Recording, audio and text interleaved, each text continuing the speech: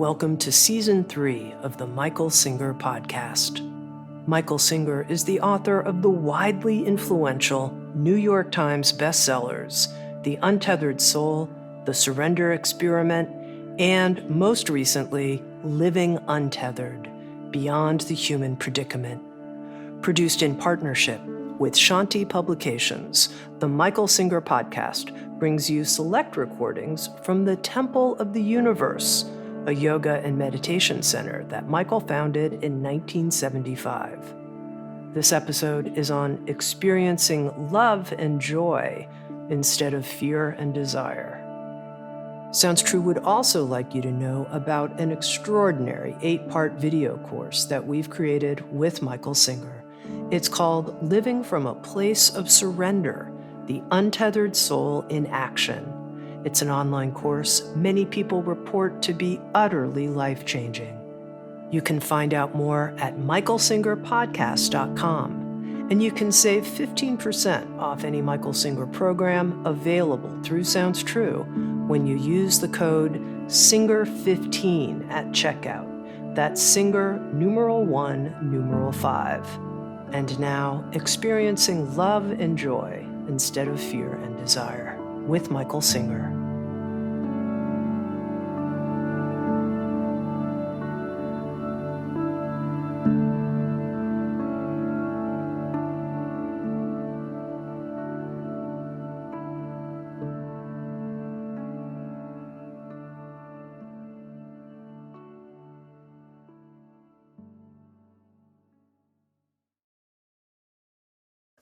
Curated. There is a life that's available to everybody that is so beautiful. There are never any problems, never any concerns, no melodramas. There's just always excitement, joy, love, challenge. It's a divine life in every way. It has nothing to do with money, has nothing to do with relationships. It has nothing to do with your past, your present, or your future. It's all a state of being. It's positioning oneself in a place inside that has all those characteristics and qualities. Almost everybody misses that. The traditions and institutions that are supposed to teach us, because what do we know? We just drop down onto a planet in the middle of nowhere. How are we supposed to know anything? The institutions that are set up to teach us, they don't teach us. They don't teach us. Very, very few teachings exist, but they do exist, but not mainstream at all. Our educational institutions only fill our minds with facts. That's what they're there for. They fill our minds with facts, which is interesting. It's nice to know things in the mind, but they don't help you live this life that I just talked about. In fact, they take it away from you because they encourage you to live in your mind. Your mind can never, ever live the life I just talked about.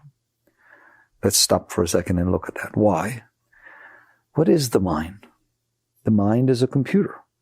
It is one of the great gifts that God gave you, that you were given when you dropped down onto this plane. You were given a body, a robot, so that you can walk around and experience with senses this plane. Otherwise, you would miss it. Your soul is not capable of seeing, touching, smelling this plane. It's a very subtle, high vibration. It lives in the infinite. So it's given an instrument, your body, which has these senses that can pick up this plane. So you have a body, you have a mind, you have a heart. We've been through all these. And there's you, the consciousness, the awareness of being that was given these gifts. So the gift of mind is an inboard, indwelling computer. It has all the characteristics of a computer. It has memory. It receives information and processes it. A computer cannot know joy. A computer cannot know excitement. A computer cannot know love. Computers are amazing things, but they know nothing about love. They cannot experience love. They are just computers. Your mind has never and will never experience love. just like your hand can't eat.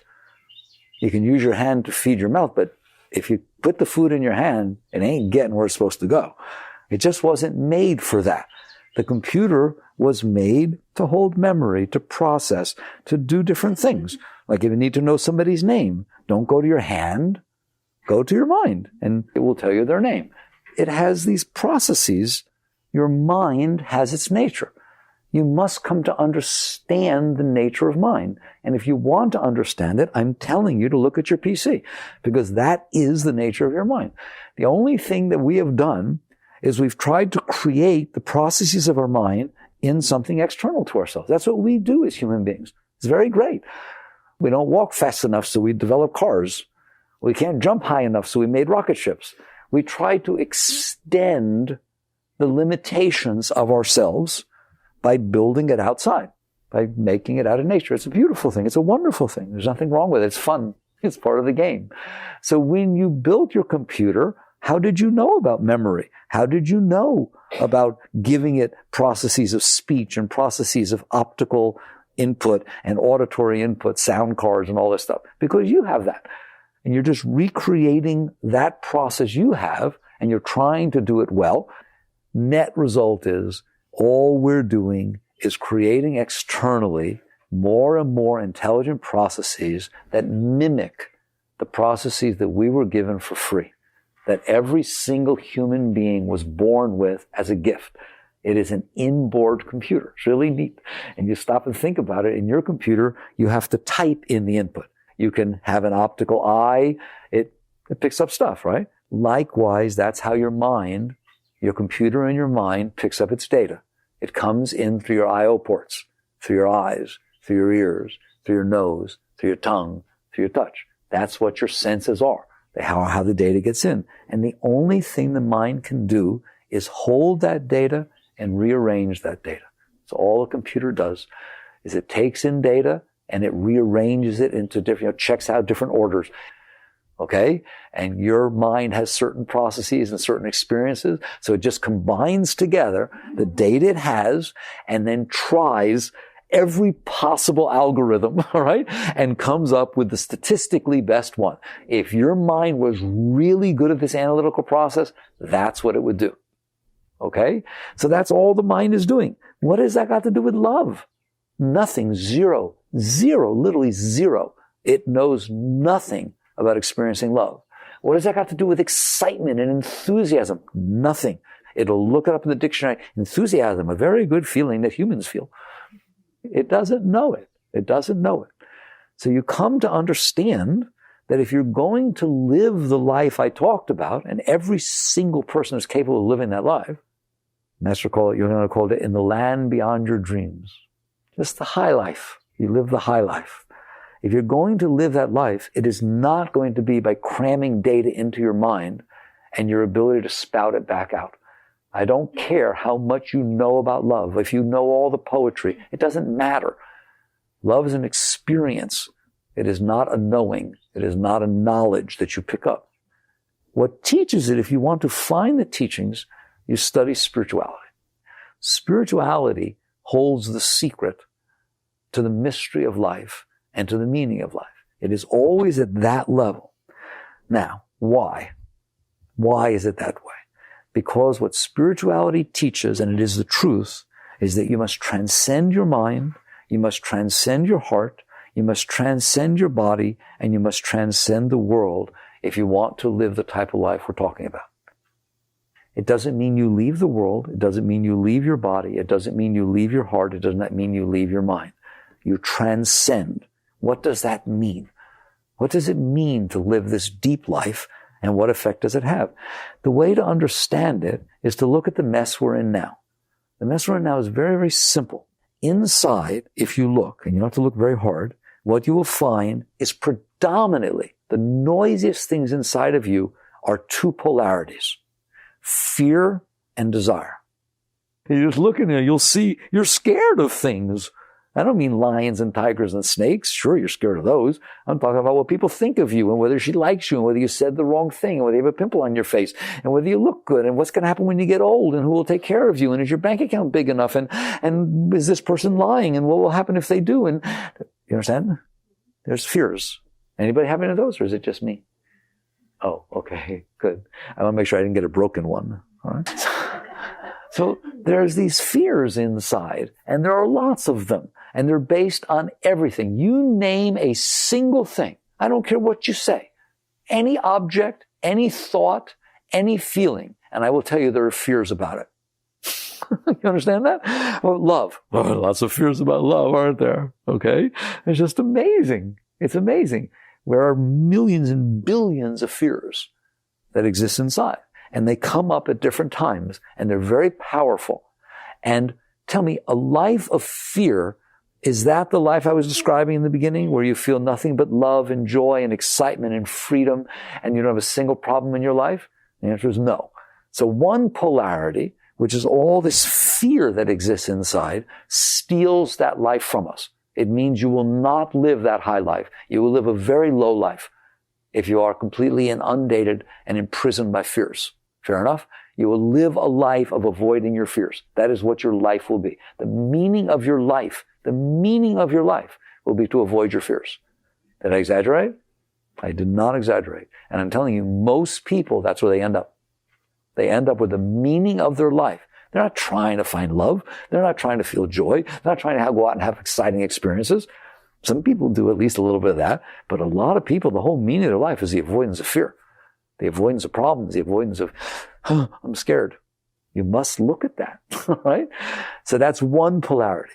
Then if you look inside, and if you haven't given up yet and fallen completely into the land of fear, you will find desire. You will find what I want and hope, and that this will be good. That's what desire is. Don't think of desire as lust and greed. Don't frame it that way. Desire in its true sense means I need something. I want something. What does it mean really? This will make it better. That's the clearest definition of what desire is. To achieve or have something that you think will make it better. All you have to do is think in your mind that this will make it better, and I'm telling you, you will want it. Okay? And so it's just like that. It's very natural. If this money's going to make my life better, I want it. If learning to play the piano beautifully so that people respect me and like me and cheer when I do will make my life better, then I want it. That's what a desire is. So the foundation of a desire is, I am not okay. This will make me better. The problem is that if you are not okay, and that's why you have a desire, is because you're not okay and this will make me better. I am not okay, this will make me better. You have to tell me again, it's a little trickier, but you have to tell me again whether that really works. Because you've been that way your entire life. Not since you're a little baby. Not okay. Okay? Not okay. And whatever it was that you decided would make you better, you have done that your entire life. Okay? How much better is it? You have to be honest. You're still out there having things you think will make it better and trying to make them happen. That is what you have been doing your entire life. Did you do it in high school? Huh? Did you have a list of things you thought would make it better and try to have them happen? Right? Did you do it in junior high, elementary, college? Like, that's it. That is what inundates the mind. You either have fear, which you have to stay away from. Why? Because you're afraid of it. You're afraid of your fear, aren't you? You're afraid of the things you fear, aren't you? How afraid? Oh, you freeze up to even think about them. You don't even want to think about them. You're scared to death of them. Make me the list of all the things that you're afraid of, and I'll mention them to you and see what happens. They don't even happen. I'll just mention them to you. You start getting all scared. You're afraid of fear. So that when you live in there and you have fears, that is not a life you want to live. Because you're just afraid all the time, and then you have to avoid things and do things to try and not experience your fears. Then the other is you're not okay, and you have these things that you need in order to make you happy, in order to make you be okay. The problem is, it doesn't work. The problem is you've been doing your entire life and you're still not okay. And you know lots of people that are older than you, how are they doing? Because they've done it their entire life. Are they still doing it? When they get to be 80, you got parents or grandparents, 80, 85 years old. They still have things that they want, that they think will make them okay. They still have fears. They're just caught in this polarity, and no one is ever okay. So you look at this inside, and you see clearly that this is the life I'm going to live if I don't do something about it. I'm going to live the life completely, totally, all the time of the avoidance of my fears and the attempt to decide what will make me better and try to get it and struggle to try to get it. And that one, the fears are easy for you guys to see that it doesn't work. But man, like I said, you've done this every minute of every day and you're still not okay. Because remember how I'm defining okay. I mean, I'm saying okay is better than somebody else. I'm saying okay is you wake up in the morning, you're giggling, it's just fun to be alive, you're just there, and then all day there's not a worry in your mind, there's not a problem, nothing can ever go wrong. You don't even bother thinking about the future because the present's too much fun, and you just deal with, you go to work and you get married, or you don't get married, and just whatever the heck it is just fun, fun, fun. And it's just fun, okay? You're just here on the planet Earth having fun. So that is what it means to be okay. You're okay all the time. You're completely open to every experience you're having. If you fall in love, you fall in love and you experience the love. And if the love is expressible because the situation you're in, then you enjoy expressing and experiencing the love. If you fall in love at a place in your life that it doesn't work for what's happening due to your situation, then you enjoy the pain of too much love and not being able to express it and whatever it is. You're just totally open to every single experience you're having. And it's fun and it's exciting and there's no fear. That is what it means to live and have no problems. What does it cost? Nothing. Who's stopping you? No one. So the thing is, you look at this life and then you see what is keeping you from living that life. Because I'm telling you, it's not your money. It's not your health. It's not the people around you. It's not, because those are just experiences that you get to have. It is this inner state of fear and desire. As long as that is what inundates your consciousness, how can you be free? It's the opposite of freedom. How can you feel love? It's the opposite of love. How can you feel excitement? It's just this, oh my God, how do I stop this from happening? Or I'll be okay with this happens, but it never does. Or if it does, I don't want it anymore. I want to ask you honestly. Now look down because I know you want to look in my eyes. Have you ever noticed that when you get what you want, you don't want it anymore? That there's always something else you want? It's a very deep truth. It's because you're not okay and you have decided mentally, your mind has thought about all these situations, you've decided what it is that'll make me okay. As long as you believe that this will make me okay, it gives you this sense of hope. It gives you this sense of excitement. It gives you the sense that maybe someday I'll be okay. When you get it, without noticing, you don't do it consciously, you're not okay. It is very easy to say, oh my God, if he ever paid attention to me, that would just thrill me so much. If I could ever just even get to know him, he's so special and so on. Right? Well, sometimes, I know it's rare, but sometimes he does suddenly pay attention to you, or she does. And then you say, God, if he asked me out, then it's, well, if I could have just him and we were just together all the time. Then it's, well, if we had a nicer house. And then it's, well, if we could express our love through children, but I can't have children. Well, what do? I could adopt, or I could go through all the fertility things. Oh my God, I'm having so much trouble with this. You said that if he paid attention to, not to mention if he married you, that would be the beginning and end of your entire life. So I don't understand.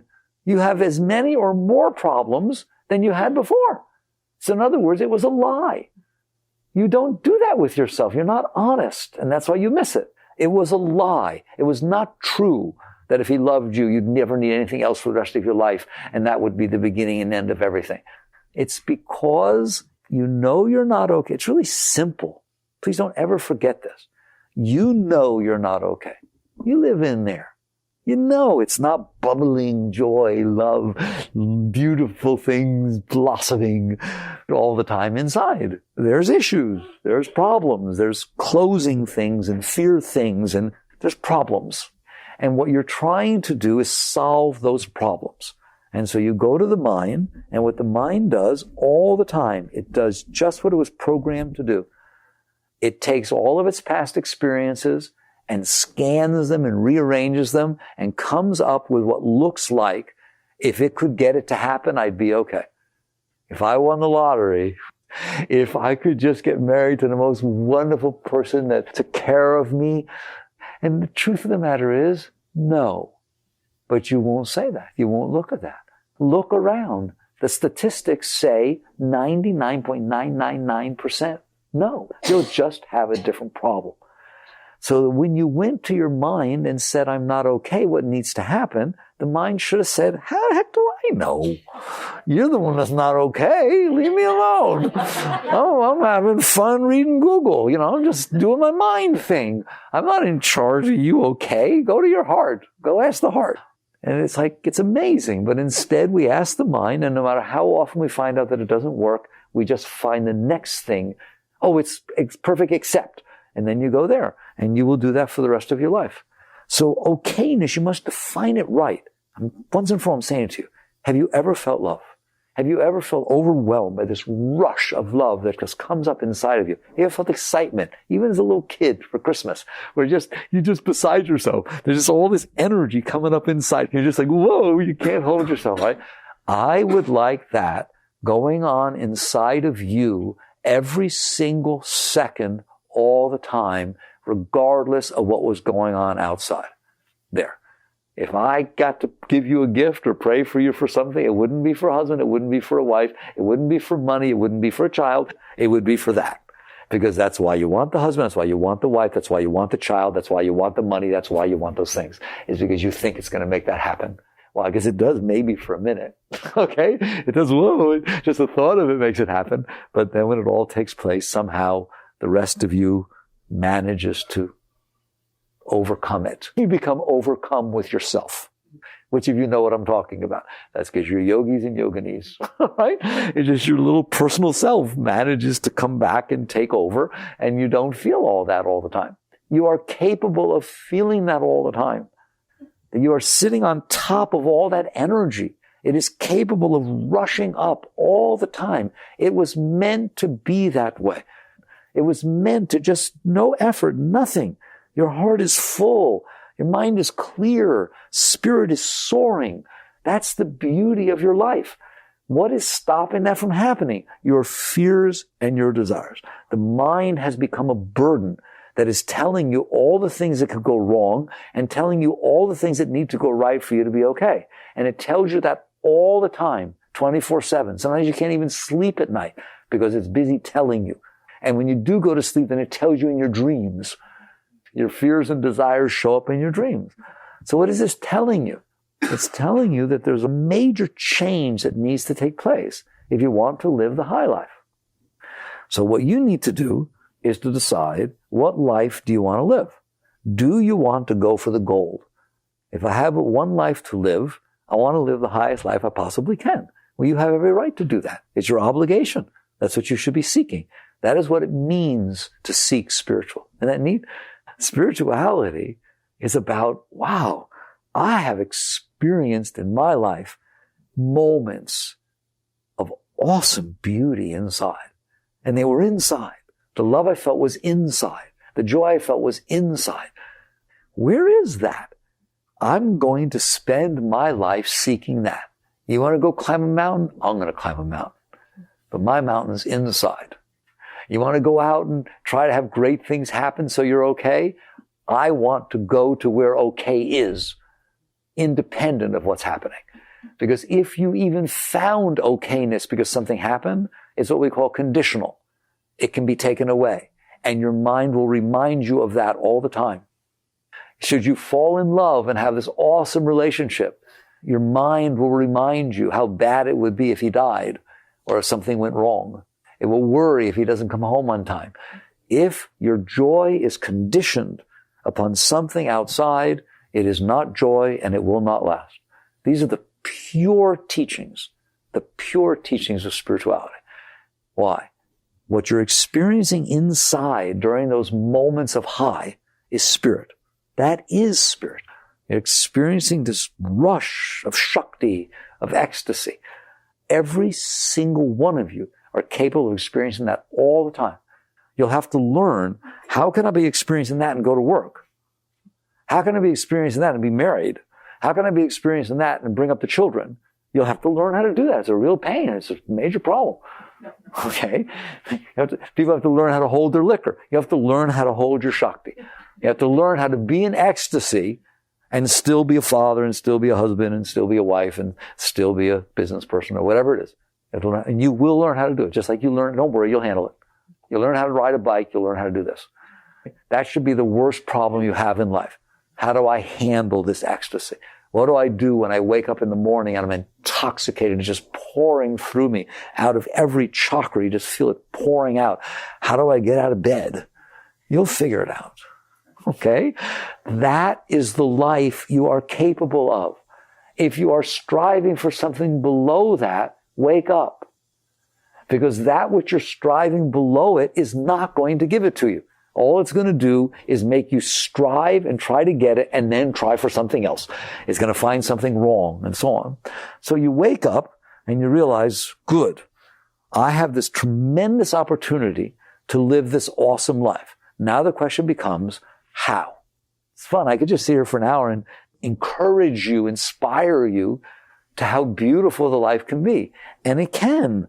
And that life has no problems. Why would it have any problems? It has no fears and it has no desires. Now, let's look at that, because some people think, well, if I had no fears, I had no desire, it'd be blah. They do say that. I swear. They say, unless you experience the opposites, how would you know what love is unless you felt pain? How would you know what joy was unless you felt sorrow? This is the ignorance speaking. I don't care even if they're great poets that speak that way. They don't know what they're talking about.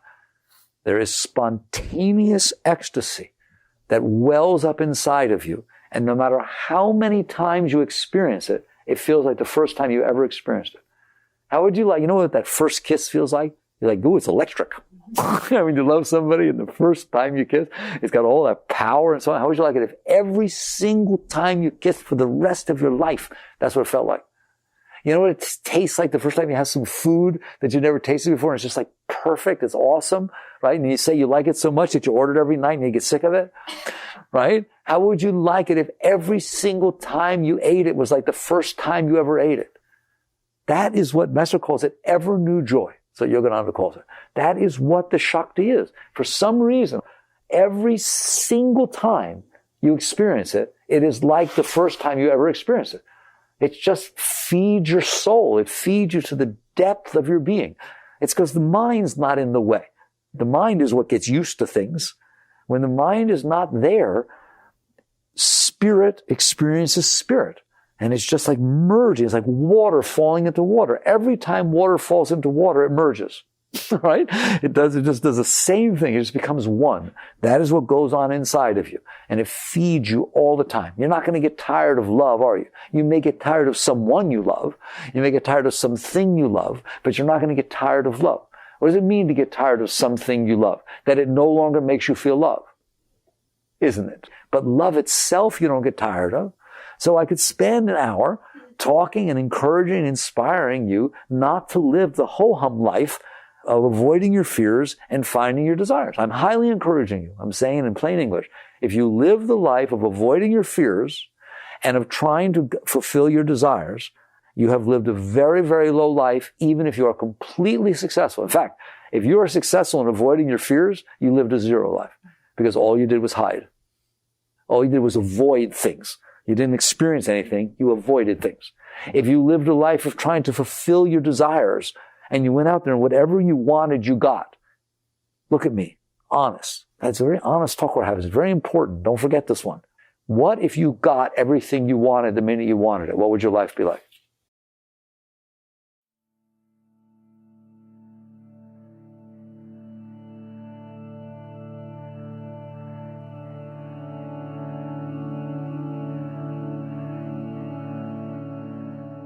Faced with life's challenges and uncertainties, many of us feel quite stressed and overwhelmed. But does it have to be this way? With his newest book, Living Untethered, Michael Singer has written a follow-up to the spiritual classic, The Untethered Soul, taking us within to our still and liberated center. To learn more about this book and Michael Singer's other offerings, please visit living-untethered.com.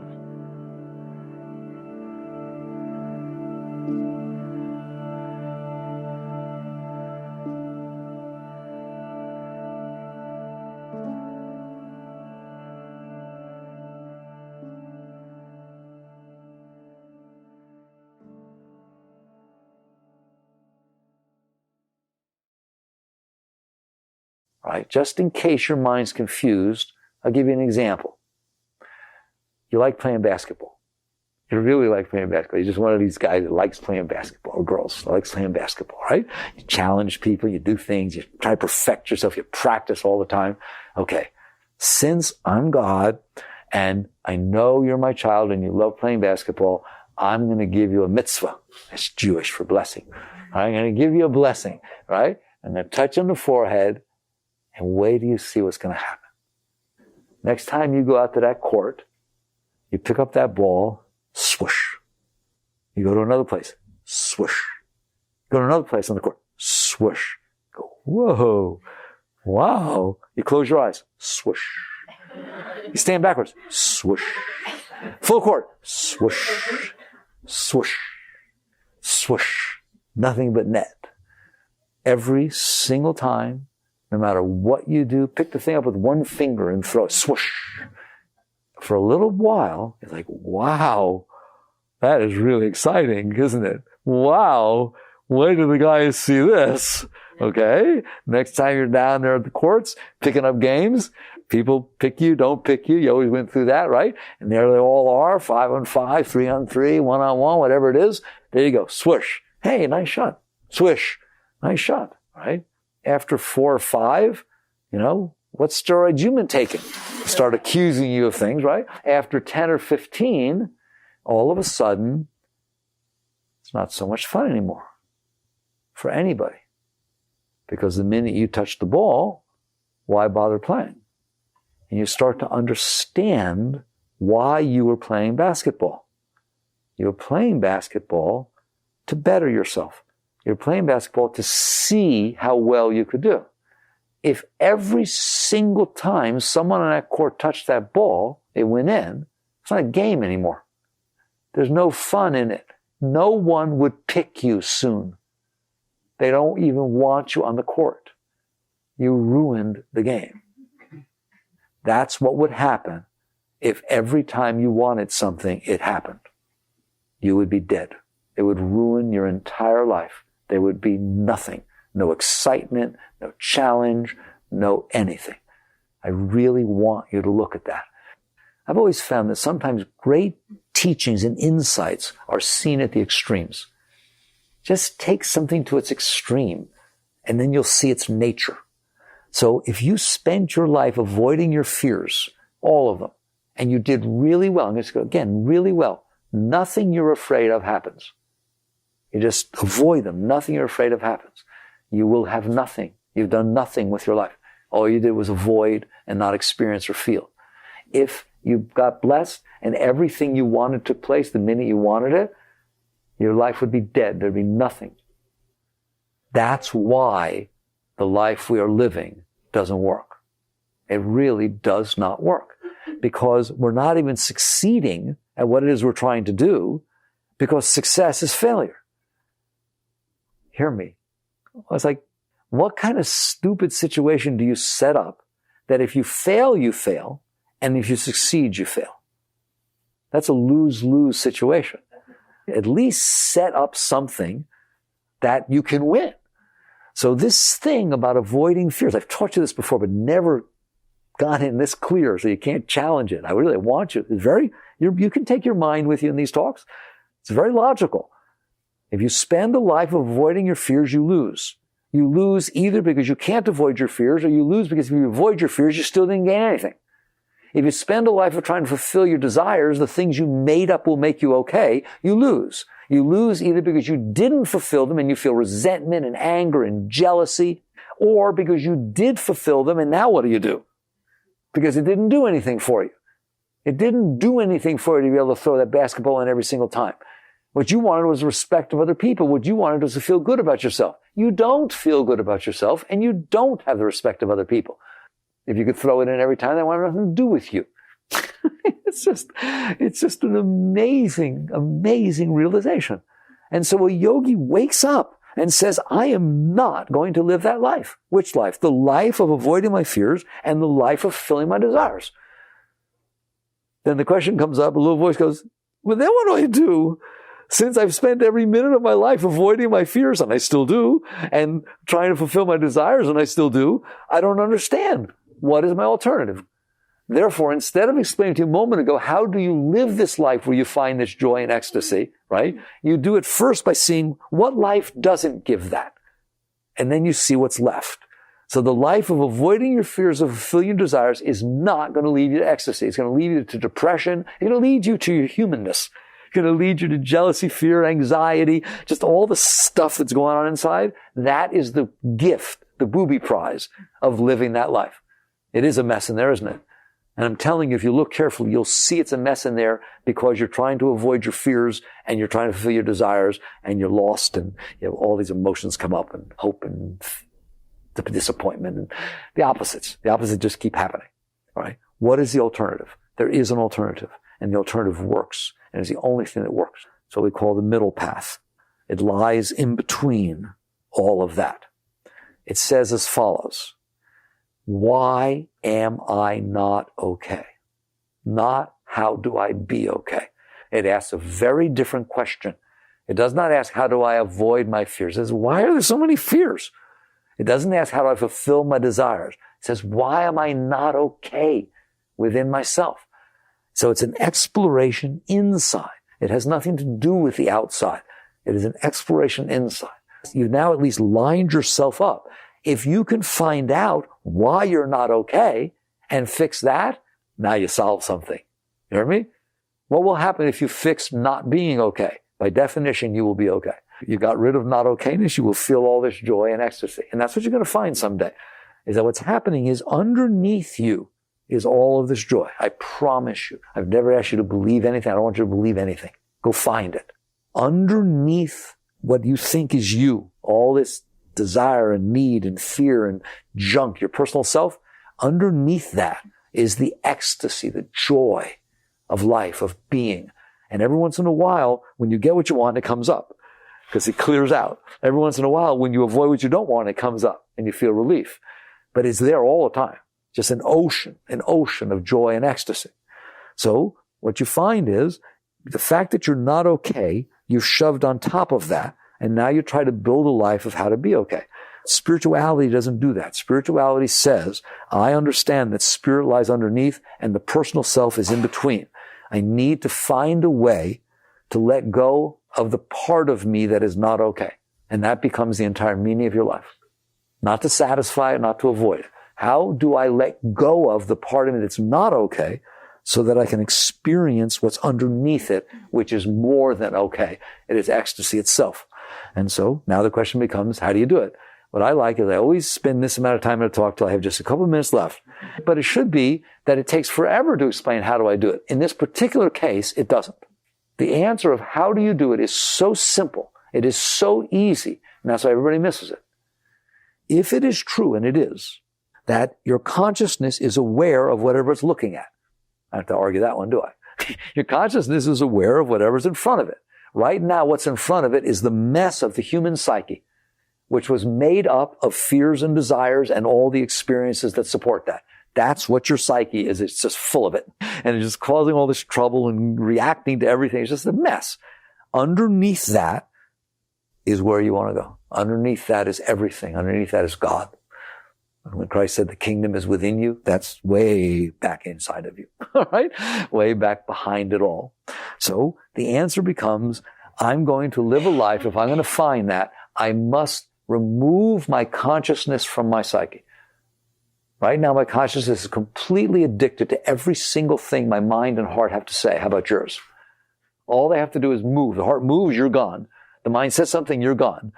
I have to find out how I can get my consciousness off of that and on to the ecstasy. They both exist side by side. You're just paying all your attention to one and avoiding the other. How do you do that? Well, that's what yoga teaches you. That's what all the practices, they're about how to center back in your consciousness so that you can release the addiction your consciousness has on your humanness. Because you are not a human being. You are not a human being. You are an ocean of consciousness that is watching a human being. And you can, if you want, watch something very different. The ocean of ecstasy, the universe itself. But you must be able to remove your consciousness from its addiction to yourself. So how do you stop being addicted to yourself? In the simplest sense, and you have to find your own way. I can only point. In the simplest sense, you learn to handle yourself. If you can't handle your mind, then you freak every time it says something. If you can't handle your heart, then you freak every time it emotes. If you can handle it, then you can stay conscious and centered when your mind says something. You just notice, there it is again, talking about fear. There it is again, talking about what it needs to be happy. You can handle your heart. There it is breaking. Then they're done that. There it is excited. Then they're done that. You can handle the states that your mind and your heart go through. If you can't handle them, and you know exactly what I mean, then by definition, you will get lost in them because you can't handle them. She left me. I can't handle this. I want to die. I'll never be okay. Okay, you were fine. You know, you're meditating, you're doing this. I don't meditate anymore. I don't do anything. You don't understand. She left me. Hello? No, hello. Don't hello me. She left me. You don't understand. She left me. Okay, I understand. So your heart went into a place that you couldn't handle. What happens to you? I don't think we want to talk about it, do we? We were having a nice talk. That's not nice. You get lost in that. And now you're no longer anybody. You're this broken heart. That's who you are. But that's not who you are. You're the soul experiencing a broken heart. But you're not willing to be the soul experiencing a broken heart because you couldn't handle it. All right? So first, I'm encouraging you to learn to handle anything your mind says and anything your heart feels. Not to control, not to get rid of, not to never feel. I didn't tell you, like no one understands these teachings. They twist them because they don't understand. I didn't tell you that when the person you love more than anything in your whole life leaves you, that you should feel joy. I never said that. I didn't say you shouldn't feel pain. I never said that. I didn't say you shouldn't miss them, feel a heart that's just aching. I didn't say that. You let it be what it is. When you're trying to make it be other than it is, why are you trying to make your broken heart not be broken? Because it can't handle it. Why are you trying to make the mind not be weird when it gets weird? Because it can't handle it. That's what you're saying. You're saying, I can't handle these different states that the mind and the heart get into. Therefore, I'm going to try and control them. I'm going to try and make sure they don't happen. That will happen. If you can't handle it, you will either try to manipulate the world, people, places, and things, so they don't do things that make that happen, or you will try to suppress it so you don't have to experience it. Both of which are nowheres, right? They ruin your life. The alternative is to actually learn, just like you learn to go swish with the basketball, just like you learn to play the piano, you learn to handle the different states that your mind and your heart go through. How do you learn? Practice makes perfect. How do I get my heart to feel the different things? Don't worry, it will. That's life's job. Life is the piano player, the harp player that plucks the strings of your heart, doesn't it? Have you had various experiences in your heart and mind as you went through your life? How about as you go through your day? Right? Can you handle it? This is a life of a yogi. This is a life of a spiritual being. It's very different than what people teach or think. No renunciation. It's not, I keep telling you that. It's not about that. The only thing you're renouncing is your inability to handle yourself. That's the last and only thing you renounce. The part of you that says, I can't do it. Okay, good. You sit in there and you say, I want to be free of this cloud of my personal self so that I can see beyond directly into the sun. Because I'm telling you, you are capable, every one of you, capable of directly experiencing God, directly experiencing the highest state that could possibly exist. You are capable of the direct experience of the divine experience, which is the highest experience there is. But not while your consciousness is addicted to yourself, because then you're just going to experience yourself. So how do you do it? I told you. handle yourself. Don't renounce yourself. Don't fight with yourself. Don't change yourself. If you change your personal self into something else, then you have to let go of that. I'm trying to get you skip all the in-between steps. So how do you do this? You wake up in the morning, regardless of what you're feeling, doesn't matter. You wake up in the morning and you say, the day is going to unfold. That's a guarantee. The day is going to unfold. What I am going to use this day for is handling what happens. That's my only job today. Can I handle going to work? Can I handle what my mind says about going to work? Can I handle the relationship with this person? Can I handle what my heart does about the relationship with this person? Can I handle the experiences that are going to take place today? What if I told you that that is the highest sadhana? That right there is the highest seat of spiritual growth. Is you wake up in the morning and say, not can I can. I can and I will. That's what I'm going to do today. Well, what if I don't? Pick yourself up. That's like saying, but Daddy, what if I shoot and it doesn't go in? You try again. Don't say, I am not good at it, I'm not going to play. That's crazy. What if I play the piano and make a mistake? Learn. That's what you're doing. You're learning. It's all about learning. Period. Your life is learning. And if you're learning this, you're learning the highest thing there is to learn. Now you're in school. Now you're in a school that's worth going to. Life is your school. So you take a seat in the self, you take a seat in the consciousness itself, and you say, I'm in here, and it's out there, and it's going to do its thing, and I don't know what its thing is going to be, but it's going to do it. It does it every single day for billions of years, doesn't it? Okay? And I'm going to see it and hear it and taste it and touch it. Oh my God. What an interesting thing is going to happen. And I don't have any control over it. I don't know what it's going to be. It's just going to do its thing. And I'm going to experience its thing. And I'm going to sit in here and honor the experience I'm having. Okay? Now, if that was all that was happening, was that out there was going to do its thing, probably we'd all be very good at it. The cards are stacked against you. It's way worse than that. While the outside does its thing and I'm sitting in here, this computer is going to keep talking about the thing that's going on out there and what it likes about it and what it doesn't like about it and what it's going to mean in the future because it did that now and how it reminds you of the past. It's going to do that, right? It's going to say, oh, I'm scared. This is no good. It's going to, unbelievable what it's going to say. I'm going to handle that. No, you can handle the world doing its thing, but you can't handle that. Mind's saying, oh, yeah, I can. How? I'm just going to watch it. What if it says, this isn't good? Maybe she's talking about you. Well, what if she tells somebody? What if it says that kind of thing?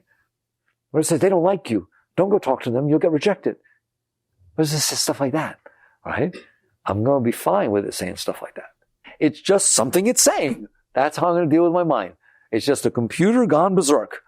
Okay? It's just a psyche in its full glory, isn't it? And I'm going to watch it. And I'm going to see it. And it's not going to bother me. I'm not going to stop it. See, when you say it's not going to bother me, then I'm going to change it from saying it. No, in the highest state, I ain't changing nothing. The world's unfolding. I'm experiencing through my senses. It's hitting the mind, and the mind's doing its mind thing. It's a little personal, little melodrama. As the world turns, edge of night, General Hospital has always been one going on inside of you. All right, this is your life. Days of your life. I like that one. Days of your life. There's a good one. Right? That's what it's going to be doing in there. Can you sit in there and handle it doing that? I'll tell you, if you can handle the world doing what it's doing and handle what your mind's got to say about it, because it's got something to say about everything, doesn't it? Why are you driving like that? Go faster. Don't put your blinker on so soon. To either the person who's driving in your car or to the person who's in front of you. It has something to say about everything, doesn't it? Can you handle that? Can you handle your mind? Let's say you were a really, really great being and you could handle the world, which is none of your business. You could handle experience in the world and you could handle what your mind has to say about it. Now you'd be there, right? Not exactly. We left that one little thing out of the triumvirate. Your heart. I have a heart? Oh yeah, you have a heart. And what happens is when the world unfolds, doing its thing, and you experience it, and it comes in, and it drops into the mind, and the mind starts blabbing about it. Watch your heart. Your heart reacts to every single blab your mind has to say. If your mind says, but what if this happens? The heart goes, woo! If the mind says, maybe she'll do this, the heart goes, woo! I consider the heart the orchestra. It's the soundtrack of your life.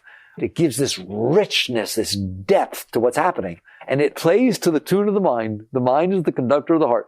It's not the world doesn't make the heart move. The world's just moving. The mind decides. If she starts to walk toward me and my mind says, oh boy, she's coming to talk to me. I'm so excited. Then the heart goes, woo. If she starts walking toward me, my mind goes, oh my God, I don't want to see her. I don't want to talk to her now. I'm not ready. I don't look good. And my heart goes, woo. The mind conducts the orchestra of the heart. Now, can you handle that? Handle what? All the things the heart does. Can you handle the jealousy? Can you handle the fear? Can you handle the hope? Can you handle the excitement? Can you handle the love? Can you handle the hate? Can you handle whatever it is that the heart feels? No, not hate. I'm not supposed to feel hate. Oh my God. No, I'm supposed to like people. I didn't feel it. No, this is not right. It's the devil. No, in other words, I can't handle it. Can you handle your heart? The day that the answer to these questions I have asked you is yes, you got somewheres.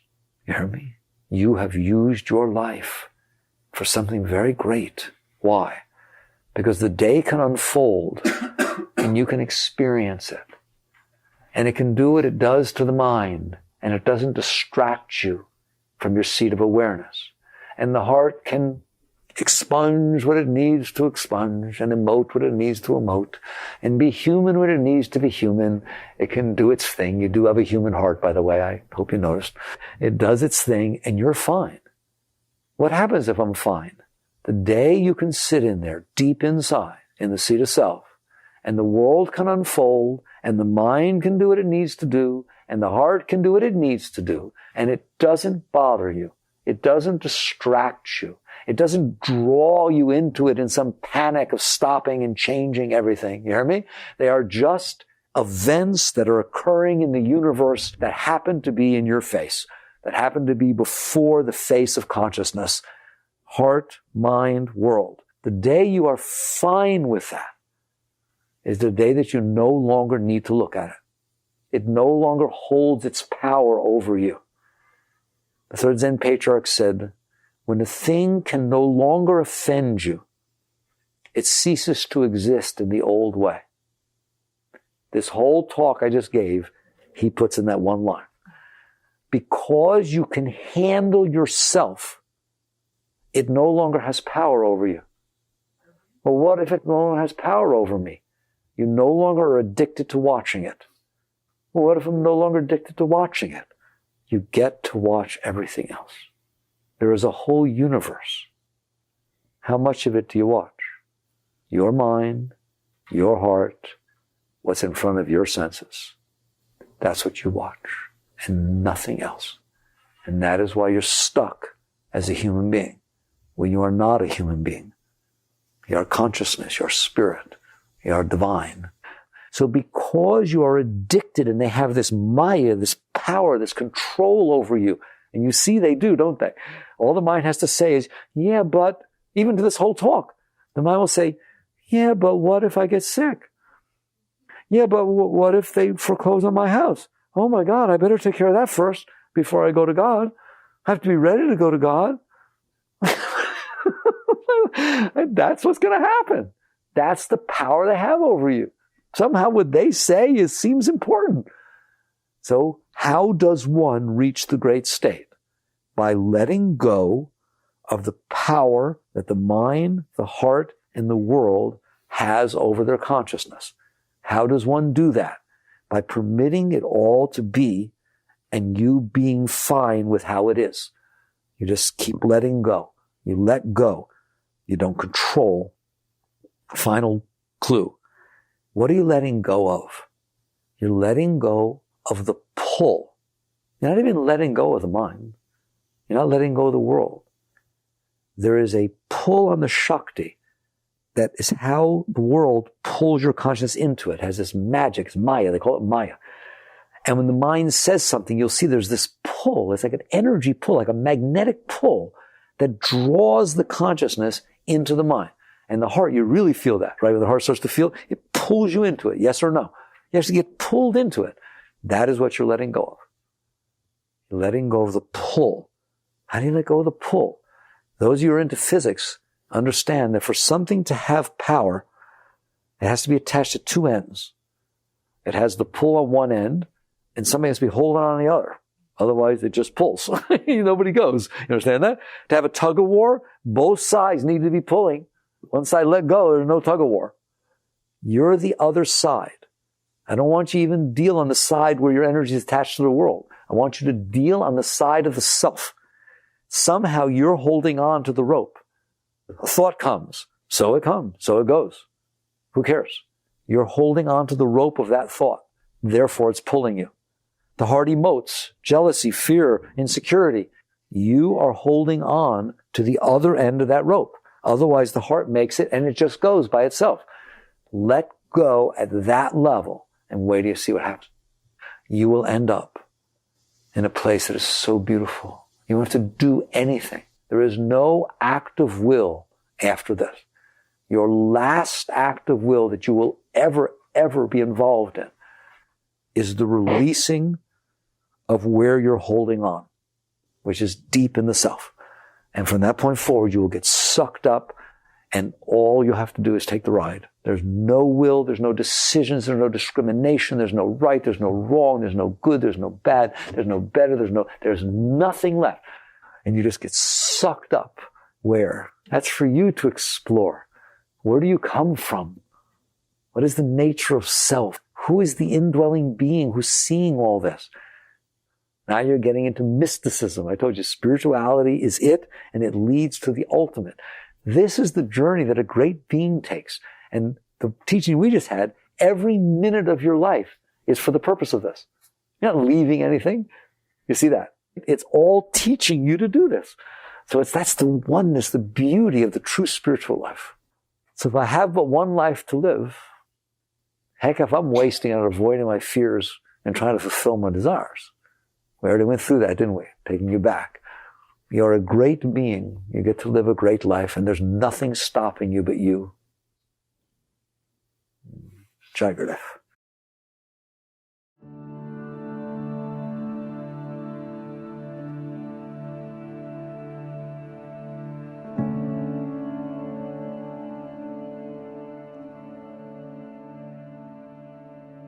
You've been listening to the Michael Singer Podcast, produced by Sounds True, in partnership with Shanti Publications. Sounds True is the co-publisher of Michael Singer's newest book, Living Untethered, Beyond the Human Predicament. We've also joined with him to produce an extraordinary 8-part video course. It's called Living from a Place of Surrender, The Untethered Soul in Action. You can find out more at michaelsingerpodcast.com, and you can save 15% off any Michael Singer program available through Sounds True when you use the code SINGER15 at checkout. That's Singer, numeral 1, numeral 5 at checkout. The music you heard on this podcast is the song Giving It All by Be Still the Earth. Thank you so much for listening. Sounds True, waking up the world.